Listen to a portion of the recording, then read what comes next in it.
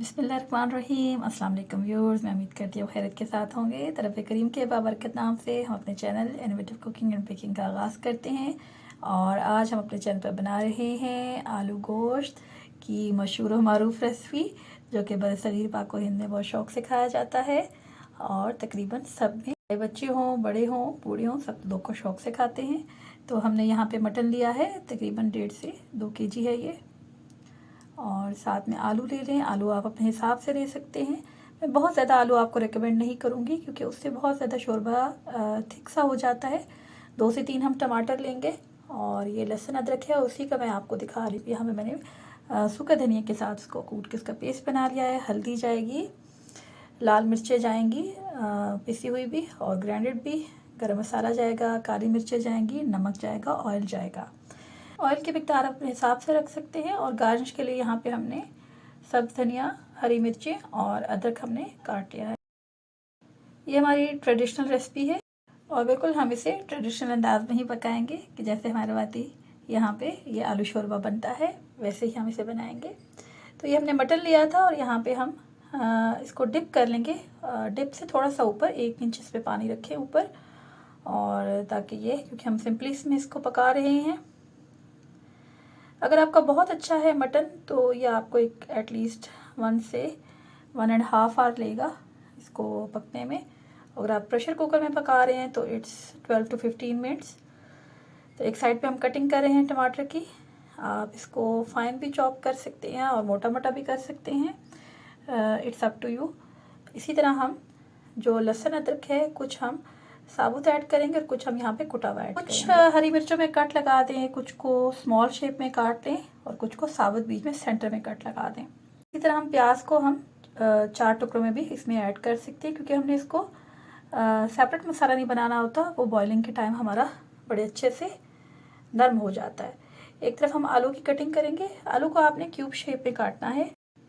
इस हवाले से मैं यही रेकमेंड करूँगी कि आलू ना तो बहुत बड़े बड़े काटे जाएं और ना ही बहुत स्मॉल शेप में। इस तरह जब आलू को आप कट करके और से नमक वाले पानी में, चिल पानी में, थोड़ा सा चिल ना भी हो, नॉर्मल वाटर में भी आप ले सकते हैं, लेकिन उसमें आप नमक ऐड कर लें तो आलू आपके भुरते नहीं हैं और बहुत अच्छे रहते हैं। और साथ में अगर आप इसमें हल्दी ऐड कर लें तो इनका बहुत अच्छा खुशनुमा हो जाते हैं काफ़ी।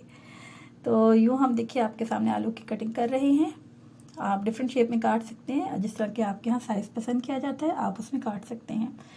तो प्याज हम बिल्कुल इसको रफली इसको आप कर सकते हैं चॉप।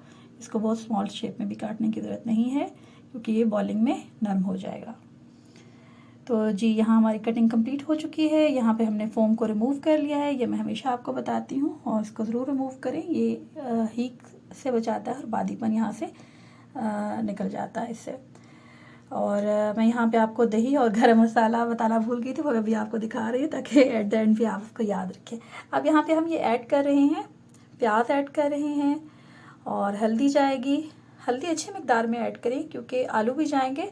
और यहाँ पे जो लाल मिर्ची हैं और उनको भी आप अपने टेस्ट के हिसाब से ऐड कर सकते हैं। नमक, और यहाँ पे जाएंगे 2-3 लौंग डाल लें, ब्लैक वाली इलायची जाएगी मोटी, और उसके साथ जाएंगे अदरक का टुकड़ा, थोड़ा सा सूखा धनिया और सफ़ेद ज़ीरा। बहुत ज़्यादा ऐड मत कीजिएगा।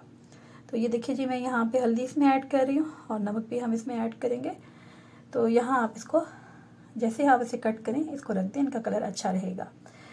तो अब ये कि हमारा जो गोश्त है वो बॉयल हो चुका है और थोड़ा सा कैमरा पोजीशन में प्रॉब्लम है। पानी को एक मुनासिब मिकदार में रखिएगा ताकि बहुत ज़्यादा उसमें टाइम ना लगे। और यहाँ पे हम इसमें अब चीज़ें डालते जाएंगे। ये आपके सामने मैंने मेंशन कर दी हैं और कुछ हमारे कैमरे में स्किप हो गई वीडियोस हमारी। तो यहाँ पे मैं आपके सामने इसकी जो भुनाई करूँगी और साथ साथ मैं आपको बताती जाऊँगी कि यहाँ पे हमने पहले टमाटर ऐड करने हैं, उसके बाद जाएगा यहाँ पे ऑयल, और फिर हम उसमें जब ड्राई होने के करीब आ जाएगा इस पोजीशन पे आप यहाँ पे दही ऐड कर देना अच्छे से फेंट के। तो फिर उसके बाद ये जब हम गोश्त अच्छे से भून लेंगे, टमाटर और ऑयल और यहाँ पे दही डालने के बाद, तो फिर हम इसमें यहाँ पे आलू ऐड करेंगे। उनको थोड़ी देर 5-6 मिनट उसके साथ भूनेंगे और फिर हम यहाँ पे शोरबे के लिए पानी उसमें ऐड कर देंगे। तो ये देखिए किस कदर खूबसूरत इनकी रंगत है माशाल्लाह। आलू किस कदर खूबसूरत लग रहे हैं जो हमने उसमें भी भिगो के रखे थे। अब यहाँ पे इतना हमने इसमें लेना है कि 1 इंच का बिल्कुल ये डिप हो जाए सब। और फिर उसके बाद आप इसको शोरबे के लिए कुछ कभी आंच को धीमा करें, कभी तेज़ करें, और यूँ 15-20 मिनट शोरबा बिल्कुल तैयार हो जाएगा। और जब ये रेडी हो जाए तो उसके बाद यहाँ पे आप गरम मसाला और ब्लैक पेपर ऐड करें तो उसकी डिफरेंट खुशबू होती है। तो मुझे उम्मीद है आज की रेसिपी आपको पसंद आई होगी। अल्लाह पाक से दुआ है कि अल्लाह पाक हमारी रेसिपी में खैर बरकत और इजाफ़ा फरमाए और हमें उसकी कदरदानी नसीब फरमाए। तो मिलते हैं जल्द ही नेक्स्ट वीडियो में, तब तक अल्लाह निगहबान।